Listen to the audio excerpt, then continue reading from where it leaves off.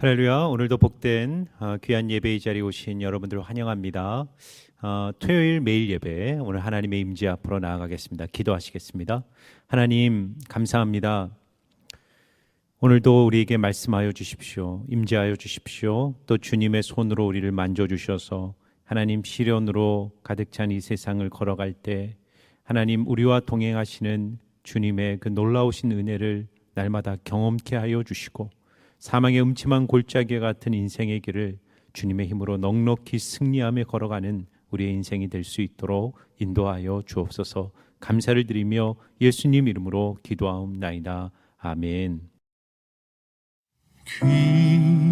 귀하신 주여 날 붙드사 주께로 날마다 더 가까이 저 하늘 나라 나 올라가 구주의 품 안에 늘 안기어 영생의 복 받기 원합니다.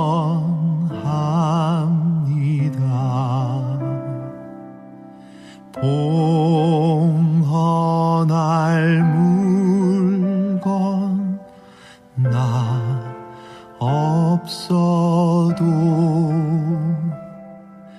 날마다 주께로 더 가까이 내 죄를 주께 다 고하니 주님의 보혈로 날 씻으사 눈보다 더 희게 하옵소서.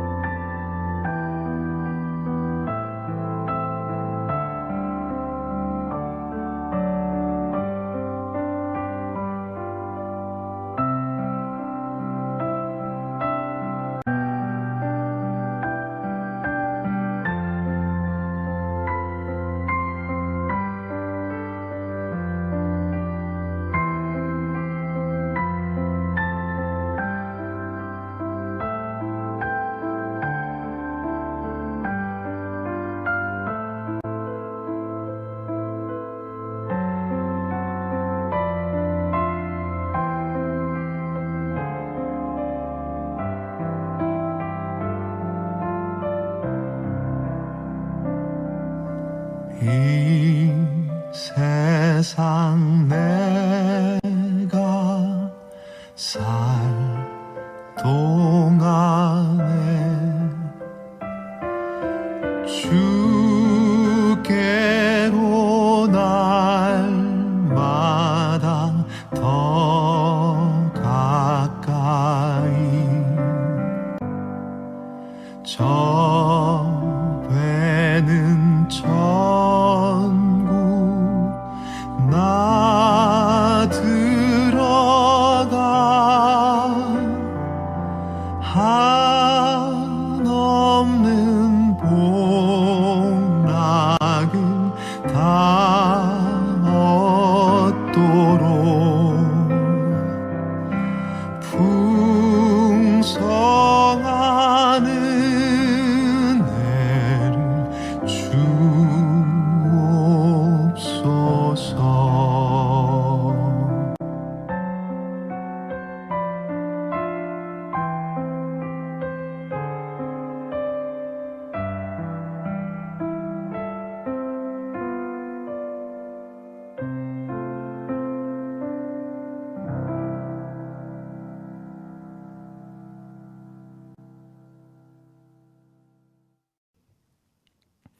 예, 오늘 우리에게 주시는 하나님의 말씀은 이사야 10장 20절에서 34절 말씀입니다. 이사야 10장 20절에서 34절까지 말씀입니다. 하나님의 말씀을 봉독하겠습니다. 그날에 이스라엘의 남은 자와 야곱 족속의 피난한 자들이 다시는 자기를 친자를 의지하지 아니하고 이스라엘의 거룩하신 이 여호와를 진실하게 의지하리니 남은 자 곧 야곱의 남은 자가 능하신 하나님께로 돌아올 것이라. 이스라엘이여, 내 백성이 바다의 모래 같을지라도 남은 자만 돌아오리니 넘치는 공의로 파멸이 작정되었음이라. 이미 작정된 파멸을 주 만군의 여호와께서 온 세계 중에 끝까지 행하시리라. 그러므로 주 만군의 여호와께서 이르시되, 시온에 거주하는 내 백성들아, 아수르가 애굽이 한 것처럼 막대기로 너를 때리며 몽둥이로 들어 너를 칠지라도 그를 두려워하지 말라. 내가 우레지 아니하여 내게는 분을 그치고 그들은 내 진노로 멸하리라 하시도다.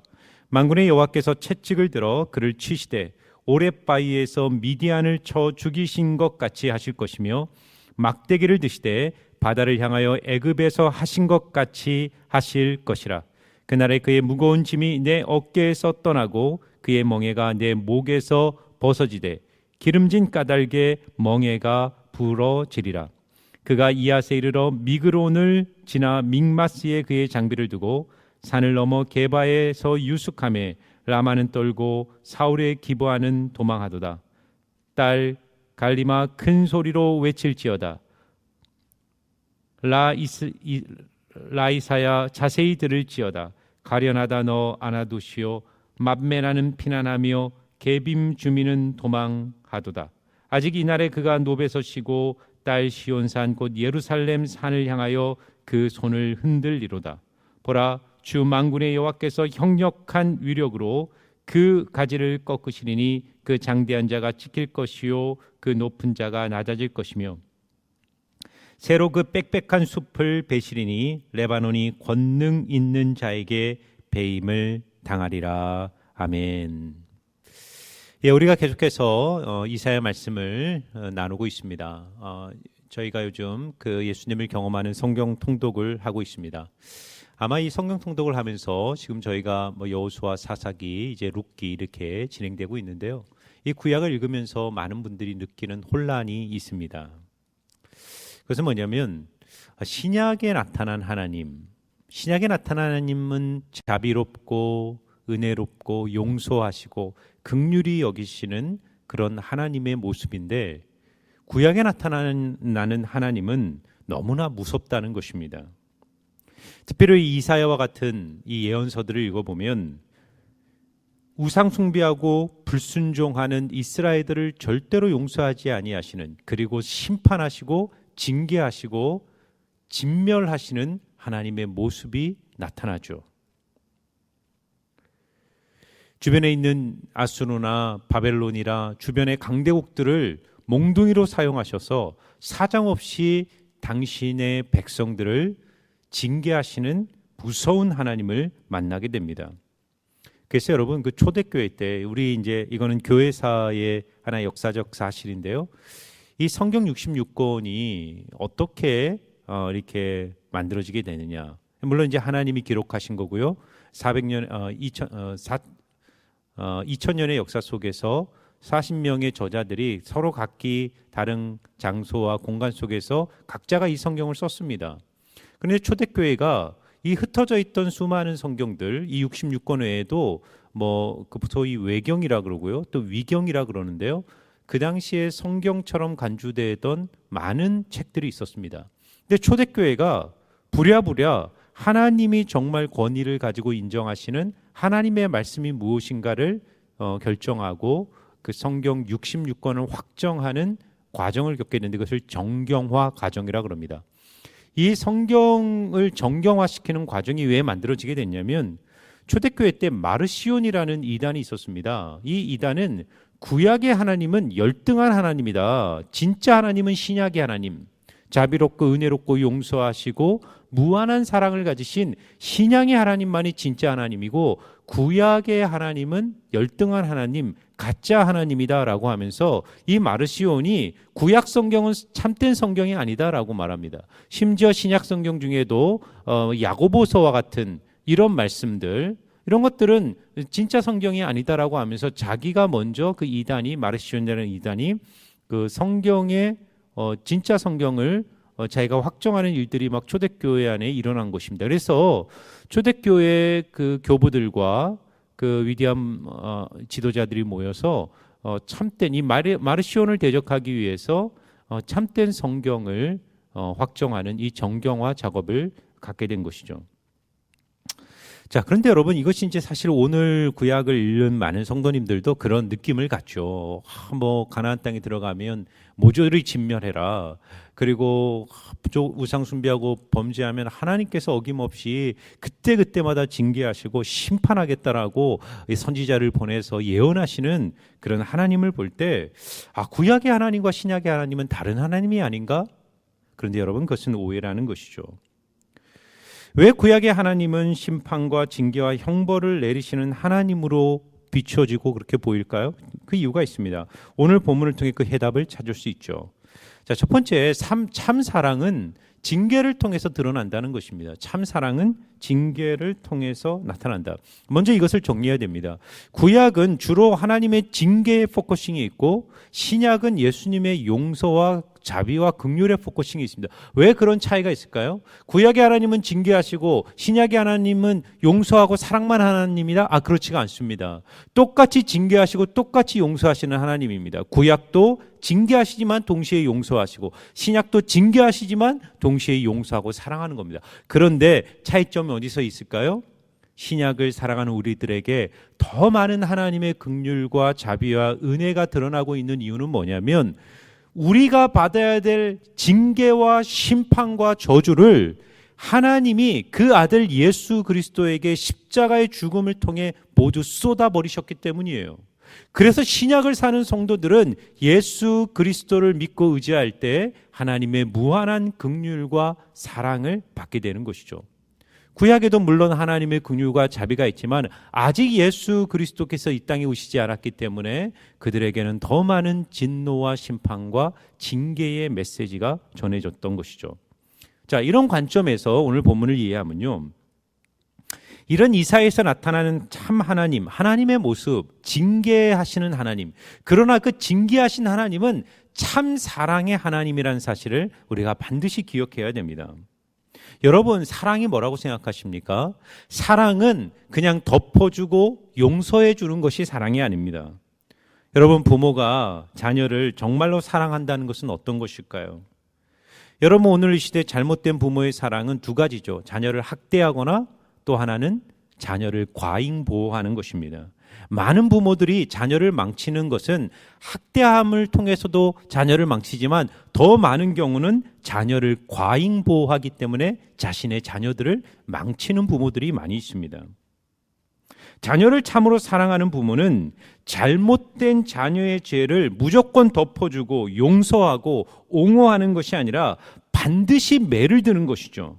매를 들어서 깨달음을 갖게 해야 됩니다. 다시는 반복된 죄에 머물지 않도록 매를 들고 훈계를 하고 꾸지람을 주어 그 아이가 다시는 그와 같은 죄와 잘못에 빠지지 않도록 거기서 그를 건져내는 것, 이것이 부모의 사랑의 표현이라는 것이죠. 그런 점에서 여러분, 오늘날 미국 교회가 PCUSA라든가 미국의 진보 기독교, 진보적인 기독교에서 동성애를 옹호하는 것은요, 동성애자들을 사랑하는 것이 아닙니다.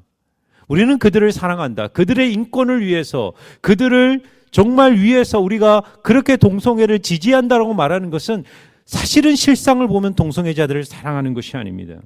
동성애자들을 진짜 사랑한다라는 것은 그들이 동성애라는 잘못된 길에서 돌이켜서 바른 길로 돌아오도록 동성애가 죄라는 사실을 명확하고 확고하게 가르쳐야 되는 것이죠. 물론 그것을 가르칠 때 정죄나 혐오나 비난의 방식이 아니라 그들을 인간적으로 사랑하고 그들에게 신뢰를 주고 관계를 맺으면서 그들과 정말 친밀함 속에서 그러나 하나님의 진리를 명확하게 제시하여 그들이 행하는 행위가 하나님 앞에 얼마나 잘못된 것인가를 명확하게 증거함으로써 그들을 그 악한 길에서 돌이키게 해야 되는 것이죠. 그런데 여러분 보세요. 미국 교회라든가 이 동성애를 옹호하는 사람들이 동성애는 타고난 성이고 문제가 없고 그것은 너희들의 인권이며 자유라고 말할 때 어떤 큰 죄를 짓는 것입니까? 그들을 영원토록 저주와 형벌의 자리에 머물도록 그들을 그 자리에 고착화시키는 엄청난 잘못을 저지르는 것입니다. 여러분 자 보세요. 하나님께서 왜 우리 인생에 당신의 백성들에게 때때로 징계와 심판을 내리실까요? 여러분 오늘 본문을 보시면 하나님께서 아수르와 이스라엘을 똑같이 심판합니다. 하나님이 아수르를 통해 먼저 이스라엘을 심판하시는 거예요. 그런데 그 후에는 아수르도 심판하겠다는 것입니다. 그런데 심판의 목적이 다릅니다. 하나님께서는 아수르의 죄악과 패역함을 심판합니다. 하나님은 이스라엘의 죄악과 패역함을 심판합니다. 심판을 받는 모습만 보면 아수르나 이스라엘이나 다르지 않습니다. 그런데 결정적인 차이점이 있어요.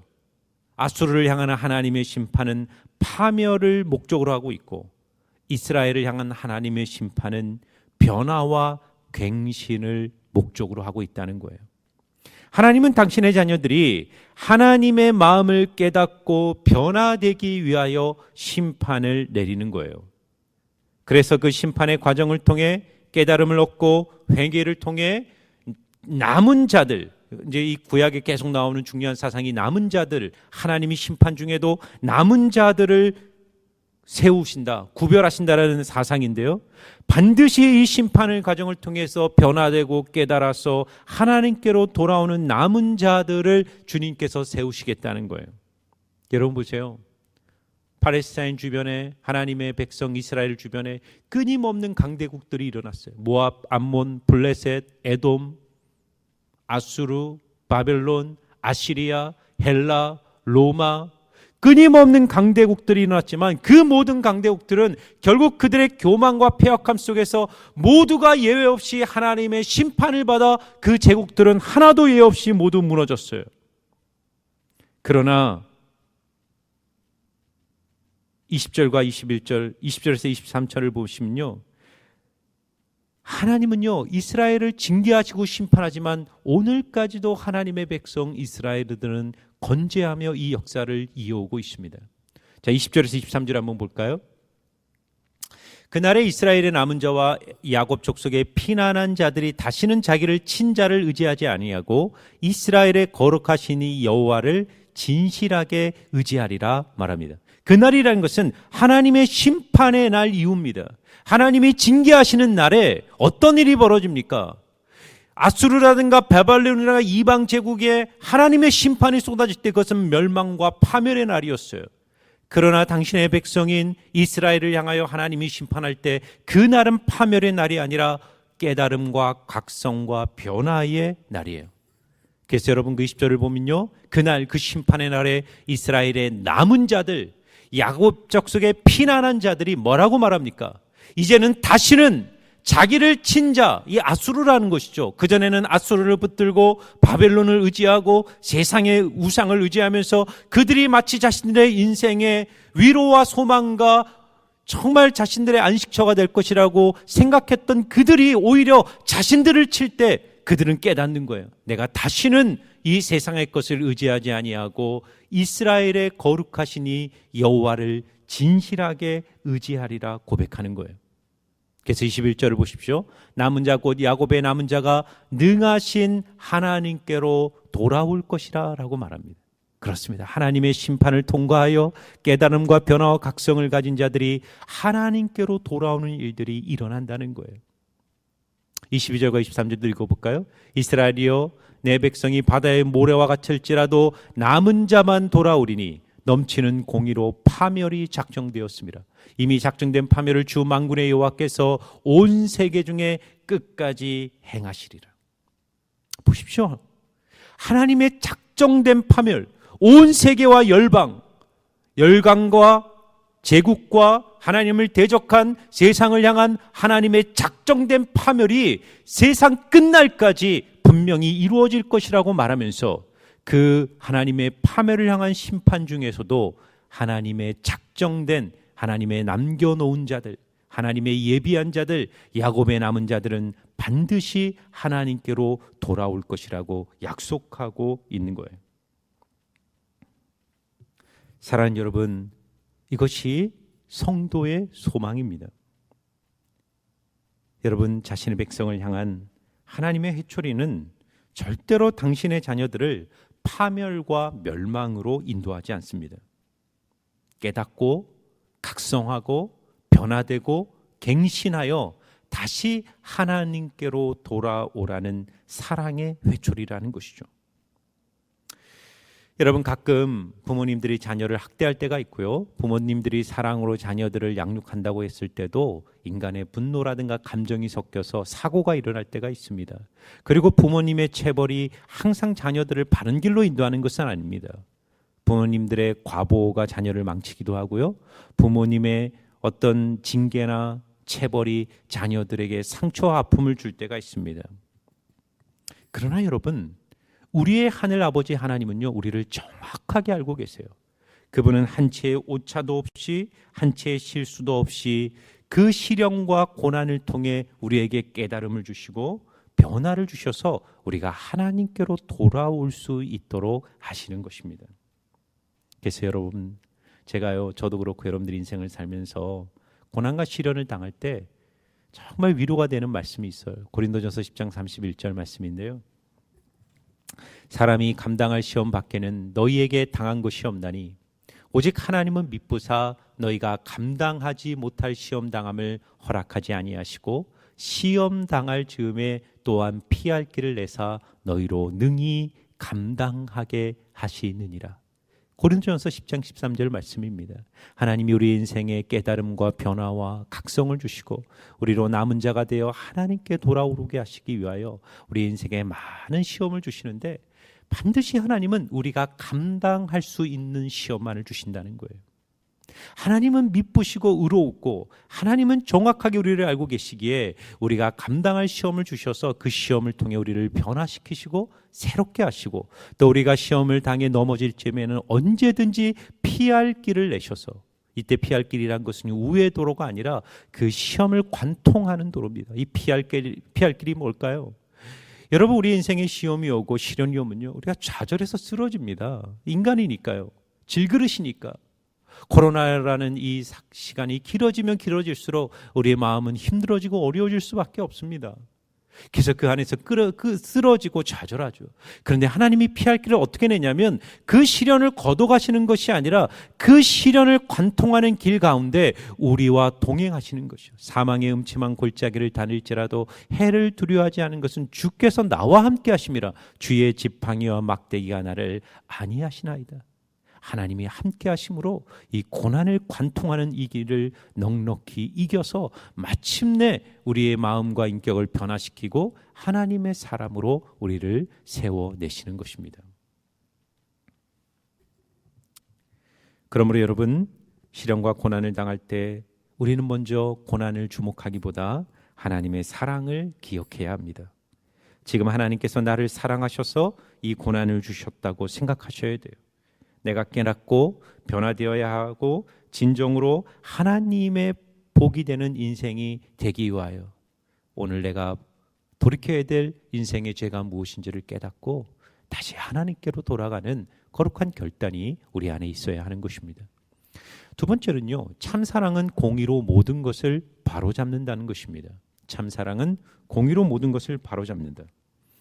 자, 하나님께서 심판 중에도 당신의 백성을 향한 긍휼과 사랑, 계획과 목적을 분명하게 가지고 있다는 사실을 우리가 첫 번째 대지에서 배웠습니다. 만약 우리가 그것을 안다면 이 고난의 시절을 어떻게 통과해야 될까요? 하나님의 궁극적 승리와 바로잡음을 기대하면서 이 고난의 때를 감사와 신뢰로 통과해야 합니다. 자, 24절과 26절을 보세요. 그러므로 주 만군의 여호와께서 이르시되 시온에 거주하는 내 백성들아, 아수르가 애굽이 한 것처럼 막대기로 너를 때리며 몽둥이를 들어 너를 칠지라도 그를 두려워하지 말라. 내가 오래지 아니하여 내게는 분을 그치고 그들은 내 진노로 멸하리라 하시도다. 만군의 여호와께서 채찍을 들어 그를 치시되 오랫바위 위에서 미디안을 쳐 죽인 것 같이 하실 것이며 막대기를 드시되 바다를 향하여 애굽에서 하신 것 같이 하실 것이라. 자, 여러분, 이스라엘 백성들에게 하나님을 향한 의문이 있었죠. 하나님, 우리가 하나님께 우상 숭배하고 죄를 지었다 하더라도 어떻게 우리보다 더 악한 저런 아수르, 바벨론, 애굽과 같은 나라를 통해 우리를 심판하십니까? 어떻게 정의로우신 하나님께서, 선하신 하나님이 세상의 악을 통해 우리를 징벌하십니까? 라고 하나님의 백성들이 하나님께 질문을 제기하는 것입니다. 그때 하나님이 말씀하십니다. 사랑하는 자녀들아, 아수르는 도구에 불과하다.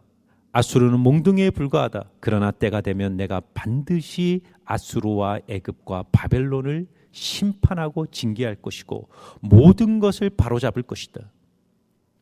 그러므로 하나님의 궁극적 승리와 바로잡음을 기대하면서 그 시련 뒤에서 일하시는 하나님을 주목하라는 거예요. 아수르가 남왕국 유다를 심판하는 하나님의 몽둥이로 사용되어 남왕국 유다를 침략할 때 아수르를 두려워하기보다는 그 아수르를 통해 당신의 백성을 다루시는 하나님의 마음을 읽어내라는 것입니다. 사랑하는 여러분, 이 코로나가 생각보다 너무나 길어지고 있습니다. 생각하지도 않았고 기대하지 않았던 인생의 시련이 우리의 삶에 찾아와서 우리를 고통 가운데 묶어 놓았습니다. 여러분, 이 코로나의 시간 속에서 여러분들은 무엇을 생각하고 무엇을 바라보고 있습니까? 코로나를 두려워하거나 코로나 때문에 낙심하거나 코로나 때문에 화가 나십니까? 여러분, 그렇지가 않습니다. 그 뒤에서 당신의 백성들을 위해 일하시는 하나님을 생각하셔야 됩니다. 참새 한 마리도 하나님께서 허락하지 아니하시면 땅에 떨어지지 아니한다라고 말했습니다. 우리가 경험하는 삶의 모든 사건과 환경은 모두가 하나님의 허락과 통제 아래서 이루어지는 것입니다. 물론 이 말을 오해하시면 안 됩니다. 코로나를 하나님이 보내셨다, 이렇게 생각하면 좀 문제가 있어요. 하나님의 허용하심입니다. 코로나는 사실 인간의 탐욕과 욕심의 결과로 인간의 삶에 찾아온 거예요. 어떤 자연과학자들이 말하는 그 영상을 본 적이 있는데요. 한 100년 전, 한 50년 전만 해도 인간은 지구의 한 10%의 영역에서만 살고 인간과 자연의 경계가 분명했다는 것입니다. 그러나 산업화가 되고 인간의 욕망이 팽창하면서 인간이 자연 속으로 침략해 들어가면서 동물의 세계 속으로 계속해서 인간의 세계와 문명이 확장해 나가는 것이죠. 그 결과 동물 안에서 있던 이렇게 격리되어 동물의 세계 속에서만 있었던 바이러스들이 인간의 세계 속으로 들어오게 됐다는 것입니다. 그래서 그 자연과학자 그런 말을 하더라고요. 이 코로나는 자연이 자신을 지키기 위한 자연이 인간으로부터 자신들을 지키기 위한 자연의 백신이다, 이렇게 말합니다.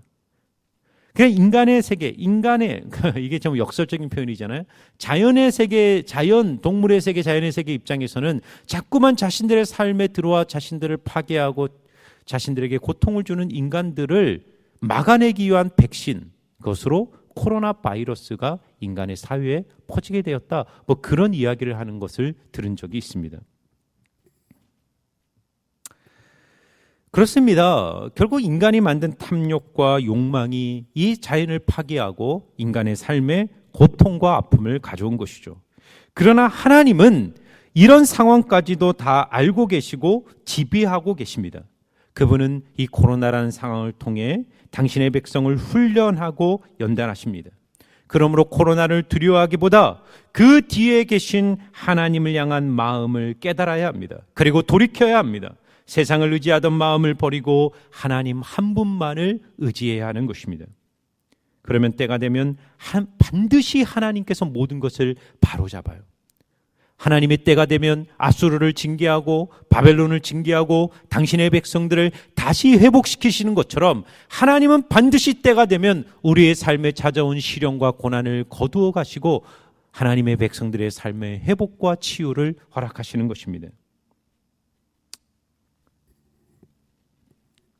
그래서 여러분 오늘 25절을 다시 보면요, 내가 오래지 아니하여 내게는 분을 그치고 그들은 내 진노로 멸망하리라 약속하고 계십니다. 위세 등등하던 아수르 바벨론도 모두 진멸당했습니다. 중요한 것은 무엇이냐? 아수르와 바벨론을 바라보는 것이 아니라 오늘 이 과정 안에서 하나님이 내게 말씀하는 것이 무엇인가, 하나님이 주시고자 하는 깨달음이 무엇인가를 붙들고 그것을 내 삶에 적용하는 것이에요. 나는 무엇이 변화되어야 되는가? 하나님 앞에서 우리의 인생에 무엇을 내가 바꿔야 하는가? 그것을 깨닫고 돌이킬 때 하나님께서 우리의 인생에 회복과 치유를 허락하실 것입니다. 결론입니다. 사랑하는 여러분, 현상을 주목하지 말고 현상 뒤에 계신 하나님의 마음을 읽으시기 바랍니다. 세상의 현상을 읽으려는 사람들은 차고 넘쳐요. 여러분, 아수르가 남하고 유다를 침공했을 때, 바벨론이 침공했을 때 이스라엘에도 수많은 선지자와 제사장과 정치인들은 현상만 분석하고 읽으려고 했습니다. 우리가 어떻게 이 위기, 정치적인 위기를 극복할 것인가? 우리가 애굽을 의지할 것인가? 신흥 강대국인 바벨론을 붙들 것인가? 조공을 바칠 것인가? 아니면 군사 충돌을 통해서 이 위기를 극복해야 되는가? 수많은 현상에 대한 대책들과 논의들이 세상에 이스라엘 땅에 가득했어요. 그러나 이사야는 그것이 아니라고 말합니다. 그들을 보고 그들을 두려워하지 말고 그들은 단지 하나님의 도구에 불과하다. 때가 되면 하나님께서 반드시 그들을 처리하실 것이다. 그러나 지금 이 순간 너희들이 해야 될 것은 하나님께로 돌아가는 것이다. 여러분, 코로나가 길어지면서 점점 우리의 생각과 마음이 코로나라는 현상의 지배를 받을 수 있습니다. 그러나 여러분, 더욱 하나님을 붙드십시오. 그분께 지배를 받으십시오. 기도와 말씀 가운데 하나님의 마음을 깨닫고 오늘도 우리의 삶 속에서 우리를 회복시키기를 원하시는 하나님의 은혜 가운데 서는 여러분들의 인생 복된 하루가 되시기를 주의 이름으로 축원합니다. 오늘 말씀을 듣고 드리는 결단의 기도입니다. 지금 내 삶의 시련과 고난을 통해 하나님께서 말씀하시는 것이 무엇인지 깨닫게 하셔서 하나님만 의지하고 바라보게 하옵소서. 현상을 바라보면서 두려워하는 인생이 아니라 모든 것을 지배하고 통제하시는 하나님을 바라보면서 날마다 변화되는 인생이 되게 하옵소서. 모든 것을 바로잡아 주시는 하나님의 때를 기다리면서 오늘이라는 시간을 순종과 믿음으로 살아가게 하옵소서. 토요일에 드리는 공동의 기도문입니다. 장기화되는 코로나의 시간 동안 매일 예배와 성경 통독을 통해 더욱 집중하여 주님과 동행하는 삶을 살아가게 하옵소서. 각 가정이 주님을 섬기는 예배의 공동체가 되게 하셔서 부모님의 입술을 통해 하나님의 진리가 자녀들에게 흘러가게 하옵소서. 코로나 백신이 하루빨리 개발되게 하셔서 코로나 사태를 하루빨리 극복하게 하시고 다시 한번 이전의 삶에 주셨던 은혜에 감사하게 하옵소서. 전 세계 코로나 환자와 감염자들을 그 위협으로부터 지켜주시고 이들을 섬기는 의료진들과 방역 당국자들에게 위로와 힘을 더하여 주옵소서. 같이 기도하겠습니다. 하나님, 이 고난의 때에 하나님께서 우리에게 깨닫게 하기를 원하시는 것이 무엇인지를 보게 하여 주십시오. 하나님이 때로 우리를 징계하시고 우리에게 시련과 고난을 주실 때 그 뒤에는 여전히 우리를 사랑하셔서 깨닫고 돌아오라고 부르시는 주님의 놀라운 사랑이 있음을 기억하고 하나님, 고난의 때를 불평과 원망이 아니라 하나님을 향한 감사와 신뢰로 내 자신을 돌아보고 성찰하고 깨달아 온전히 변화되어 우리가 다시 만날 때 순전한 심령으로 하나님을 예배하는 거룩한 공동체로 세워 주옵소서. 감사를 드리며 예수님 이름으로 기도하옵나이다. 아멘.